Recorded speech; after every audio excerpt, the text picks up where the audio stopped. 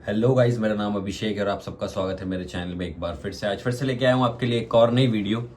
और आज की जो हमारी वीडियो और कहानी होने वाली है, ये एक मंदिर से जुड़े हुए इंसिडेंट के बारे में होने वाली है। शायद ये कहानी आपको बहुत चौंका सकती है, लेकिन इस कहानी में जो कुछ फैक्ट्स हैं उनके बारे में आपको भी पता होगा। आपने काफ़ी बार सुना होगा कि घर वाले कहते हैं कि मिठाई लेके ट्रैवल नहीं करना चाहिए, मिठाई लेके इधर नहीं जाना चाहिए, उधर नहीं जाना चाहिए। तो उसी से रिलेटेड कुछ ये कहानी है। बाकी ये बताना कि आज वाला जो एंगल है वीडियो का, ये कैसा लग रहा है। ये मैं एक्सपेरिमेंट करता रहता हूँ। ये जस्ट पीछे बेड है, यहाँ पे भी कभी कैमरा लगा के सामने से शूट कर लेता हूँ। आज मैंने सोचा कि एक्चुअली मेरा रूम जो है वो पीछे वाला है, तो वहाँ से मैं अपनी ये जो कुर्सी है वो यहाँ लेके आ गया चेयर, और कैमरे के जस्ट नीचे ही मेरा लैपटॉप रखा हुआ है। सो काम भी करता रहता हूँ मैं ऑफिस का साथ में। सो मैंने सोचा कि आज क्यों ना इस एंगल से वीडियो शूट की जाए। मेरे को लग रहा है काफ़ी क्लियर आ रही है वीडियो, और मेरी टी शर्ट और बॉडी भी सही लग रही है। सो बढ़िया है।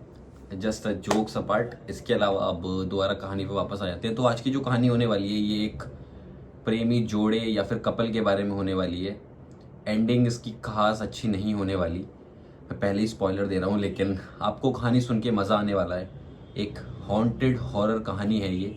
तो बिना देरी के करते हैं वीडियो को स्टार्ट। अगर आपने वीडियो को अभी तक लाइक नहीं किया है तो वीडियो को लाइक शेयर सब्सक्राइब कर देना। और अगर आप भी अपनी कोई कहानी है जो मेरे साथ शेयर करना चाहते हो तो आप कर सकते हो अपनी कहानी मेरे साथ शेयर। सीधा इंस्टाग्राम पे जाना है, इंस्टाग्राम पे जाके अपनी कहानी डिटेल में लिखनी है, या फिर ईमेल में जाके डिटेल में कहानी लिख के आप मेरे साथ शेयर कर सकते हो। और इस वीडियो को अपने दोस्त के साथ ज़रूर शेयर करना। एक लास्ट चीज़, लाइटनिंग ठीक आ रही है यहाँ पे मेरे हिसाब से।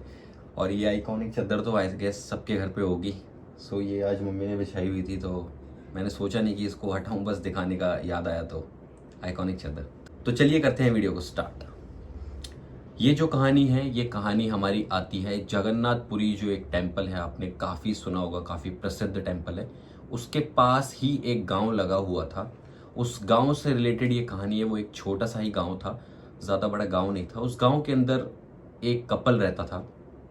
लड़के का नाम था राम, उसकी पूरी फैमिली भी उस गांव में रहा करती थी। लड़की का नाम था सुधा, सुधा की भी पूरी फैमिली रहा करती थी। सुधा की फैमिली में उसकी एक बहन, मम्मी पापा थे, और राम की फैमिली में भी उसका एक भाई और मम्मी पापा थे। तो ऐसे ही इन लोगों की रिश्ते की बात चल रही थी, और रिश्ते की बात चलते चलते रिश्ता फिक्स हुआ और इन लोगों की सगाई हो गई।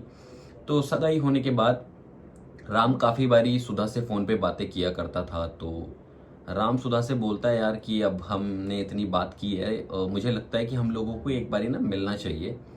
सुधा कहती है बिल्कुल मिल सकते हैं, कोई दिक्कत नहीं है।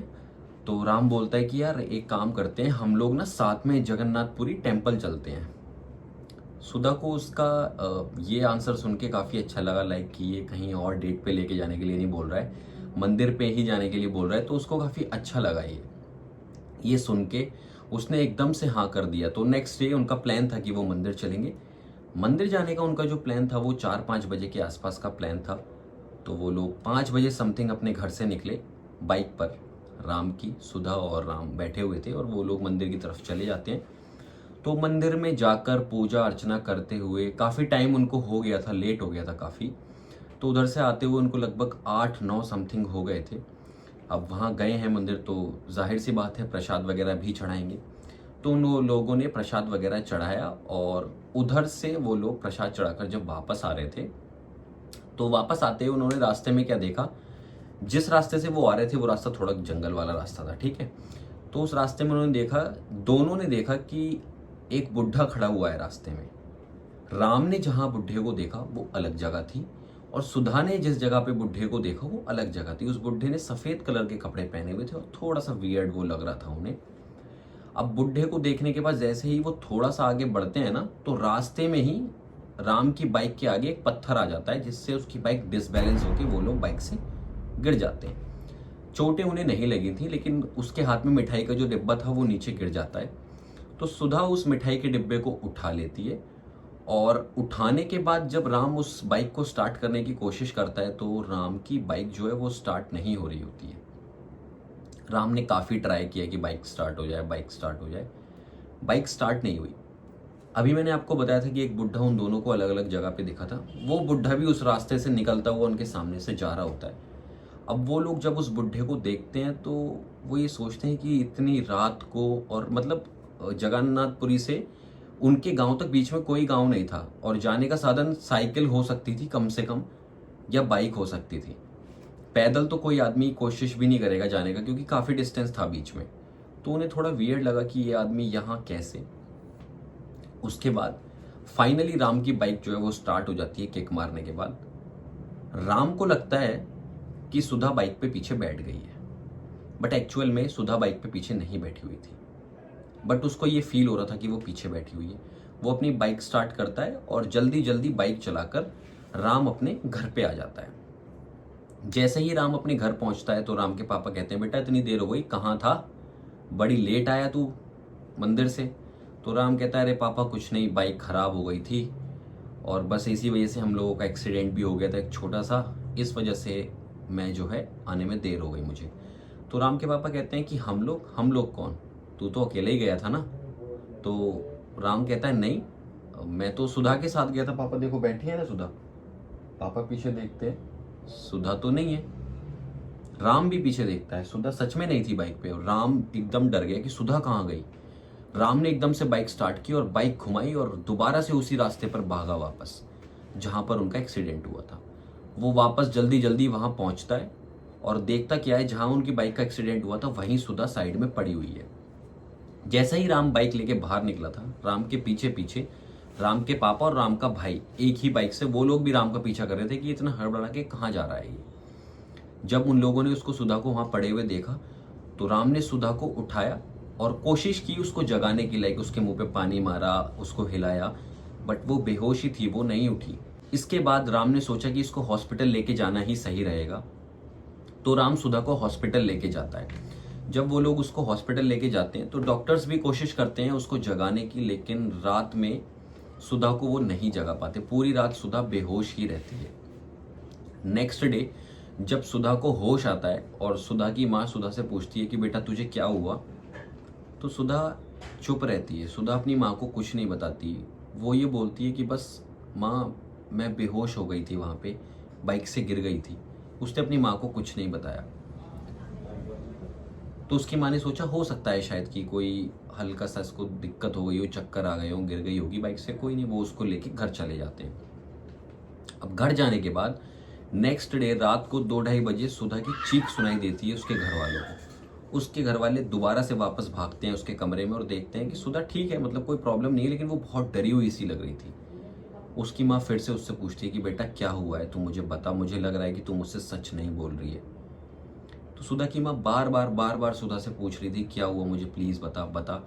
तब सुधा फाइनली अपनी माँ को बताती है कि माँ उस दिन जब हमारी बाइक का एक्सीडेंट हुआ था और बाइक खराब हुई थी, तो बाइक स्टार्ट होने के बाद मैं बाइक पर नहीं बैठी थी राम के पीछे।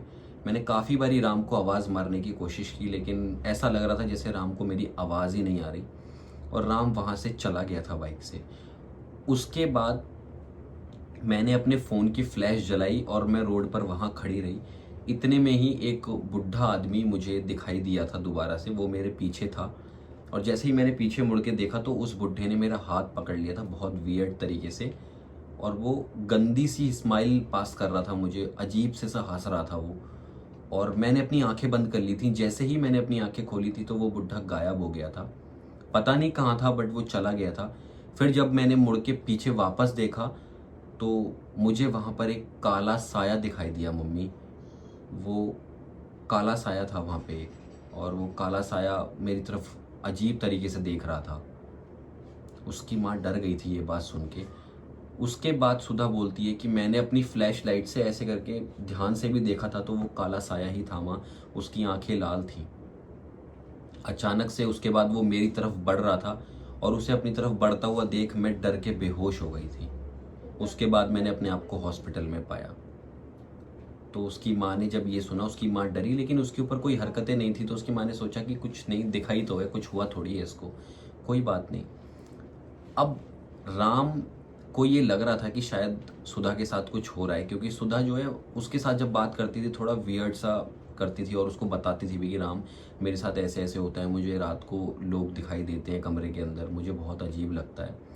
तो राम ने अपने पापा को ये बात बताई। उसके पापा बोलते हैं कि बेटा हम सुधा को एक काम करते हैं, किसी तांत्रिक या ओझा को दिखाते हैं और वही उसका इलाज अब कर पाएंगे।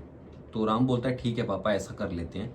राम सुधा के घर जाता है और घर जाके उसके पापा से बोलता है कि मैं सुधा को अपने साथ थोड़ा घुमाने लेके जा रहा हूँ, मम्मी पापा के साथ अपने, हम कुछ देर में वापस आ जाएंगे। तो उसके घर वाले बोल देते हैं सुधा के ठीक है बेटा चले जाओ। राम सुधा के मम्मी पापा को कुछ नहीं बताता है और उसे अपने साथ ले जाता है। जब वो उसे अपने साथ लेके उस तांत्रिक के पास जाता है और पूरी घटना उन्हें बताता है कि ऐसे ऐसे हमारा एक्सीडेंट हुआ, हमसे मिठाई भी गिरी और ये सब चीज़ें हुई, तो तांत्रिक बोलता है कि बेटा जो आपसे मिठाई गिरी थी उस मिठाई को आपको वापस नहीं उठाना था।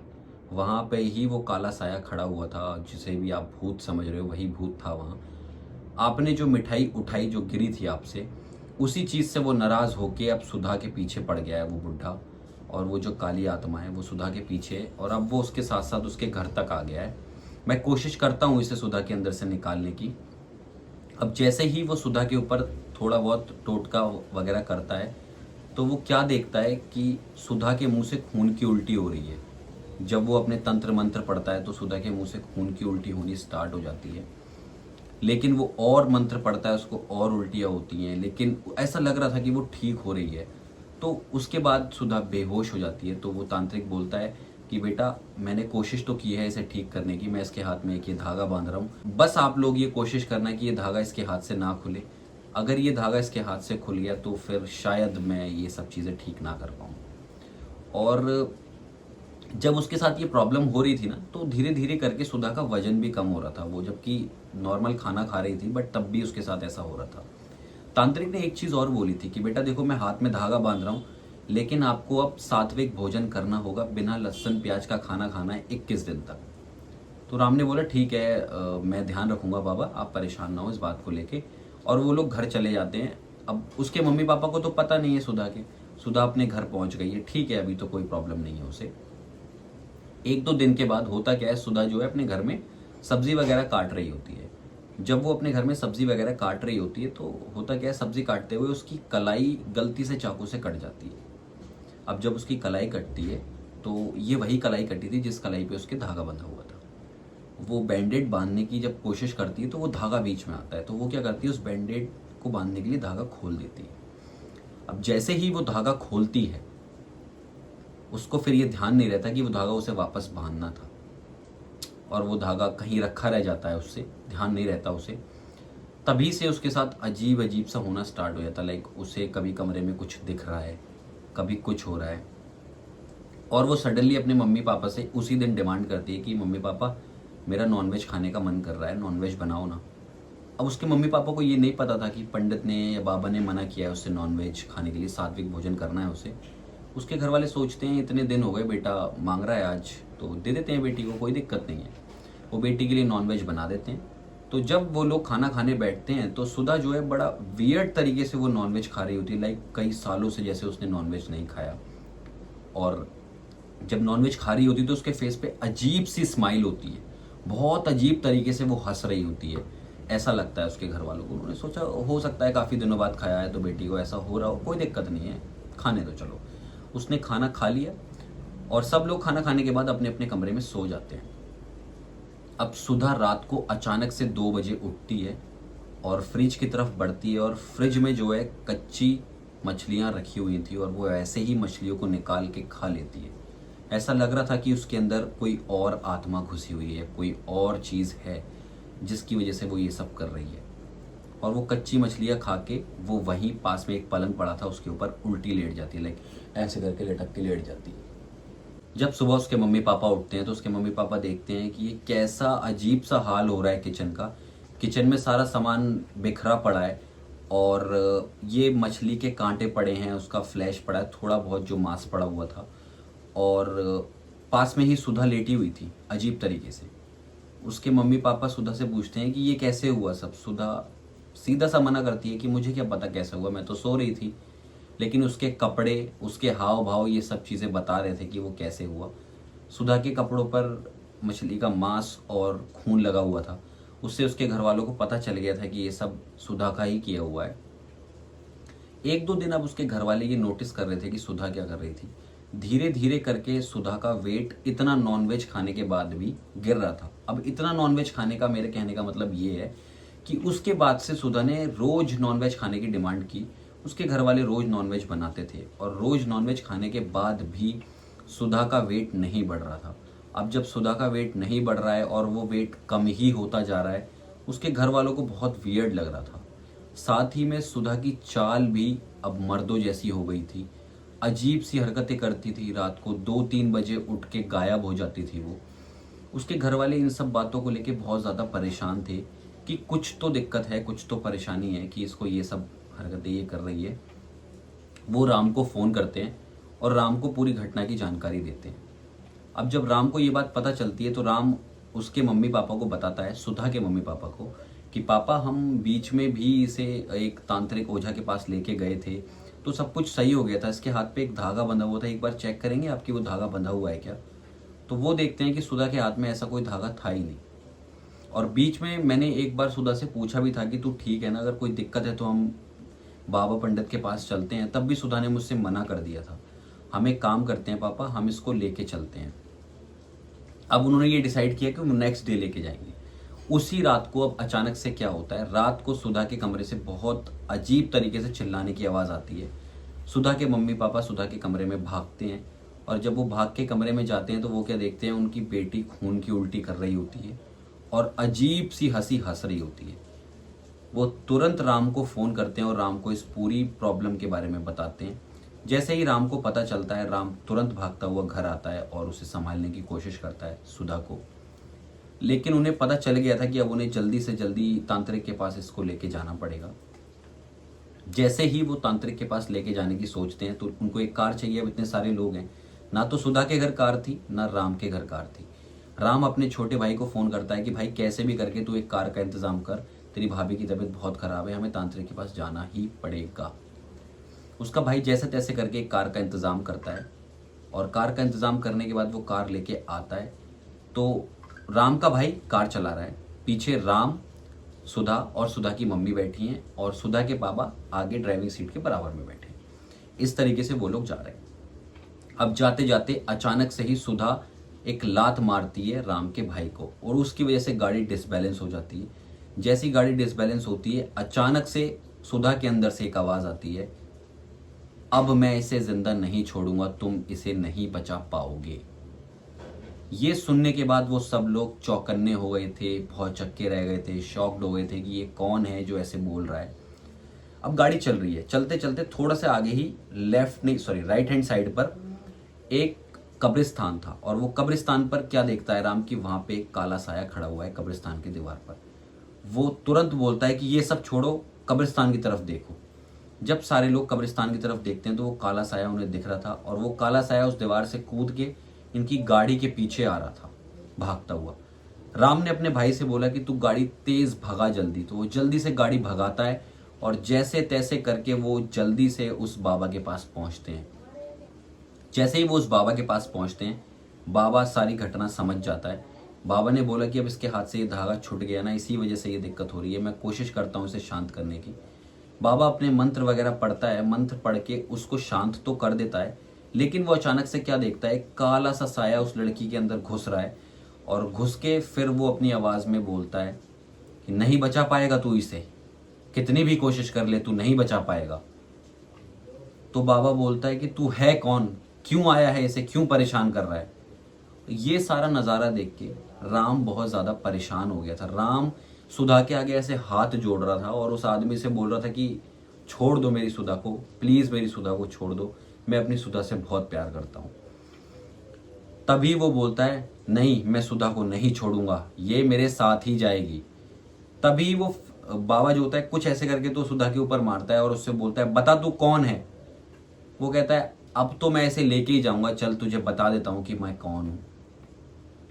वो कहता है कि मेरा नाम मिहिर है और मैं यहीं पास में ही एक गांव में रहता था। मेरी जिंदगी बहुत अच्छी चल रही थी, मेरी एक लड़की से शादी होने वाली थी और तभी मेरी मौत हो गई।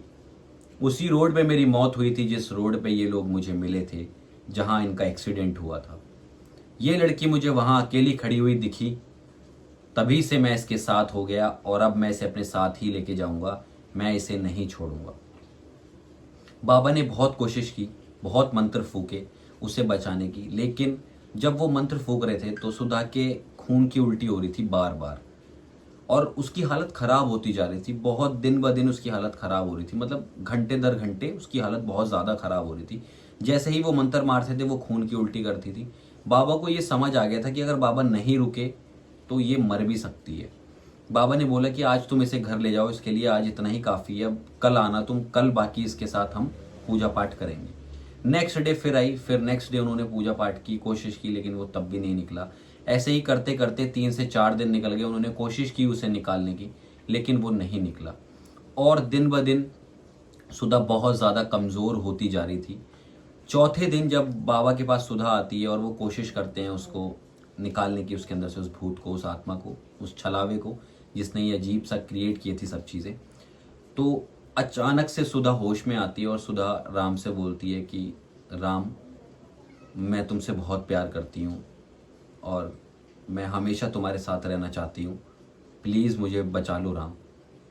और वो राम को हक करती है। यही सेम चीज़ वो अपने मम्मी पापा से बोलती है कि मम्मी पापा, मैं मरना नहीं चाहती, मुझे बचा लो, प्लीज़ मुझे बचा लो। ये सुधा के आखिरी वर्ड्स थे। इतना बोल के ही सुधा वहीं तांत्रिक के पास सामने ही दम तोड़ देती है। जैसे ही सुधा का दम निकलता है, राम का रो रो के बुरा हाल हो जाता है। राम पागल हो जाता है और अब राम को समझ आ गया था कि अब सुधा जा चुकी है, अब वो कुछ नहीं कर सकता। और राम इन सब चीज़ों का अपने आप को दोषी मानता है कि अगर मैं उस दिन सुधा को बाइक पे बैठा लेता तो शायद सुधा बच जाती।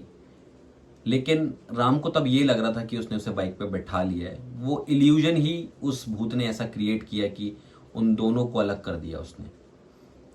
अब राम बहुत परेशान था, खुद को दोषी मान रहा था इन सब चीज़ों का। और शायद वो बाबा, वो पंडित जो था, वो शायद उस चीज़ के लिए कैपेबल नहीं था, या उसकी सारी कोशिश करने के बाद भी वो नहीं बच पाई। बहुत कोशिश की गई थी उसे बचाने की, लेकिन वो नहीं बच पाई। तो यही थी एक आज की स्टोरी। अगर ये कहानी आपको अच्छी लगी हो तो वीडियो को लाइक, शेयर, सब्सक्राइब ज़रूर करना। कोशिश कर रहा हूँ कि मैं बड़ी कहानियाँ आपको सुनाऊँ, जिससे शायद आपका इंटरेस्ट और डेवलप हो और आपको मज़ा आए स्टोरी सुनने में। और बाहर थोड़ी बहुत आपको शायद आवाज़ आ रही होगी, बिकॉज बारिश हो रही है अभी। तो अगर ये कहानी आपको अच्छी लगी हो तो वीडियो को लाइक, शेयर, सब्सक्राइब ज़रूर करना। इस कहानी में तो सुधा और राम एक नहीं हो पाए, उनका अंत दुखद था। कोशिश करेंगे अगली स्टोरी आपको और ज़्यादा इंटरेस्टिंग हम सुनाएं। अगर आपको अपनी कोई कहानी मेरे साथ शेयर करनी है तो आप शेयर कर सकते हैं मेरे इंस्टाग्राम या फिर जीमेल पर अपनी पूरी कहानी डिटेल में लिख के।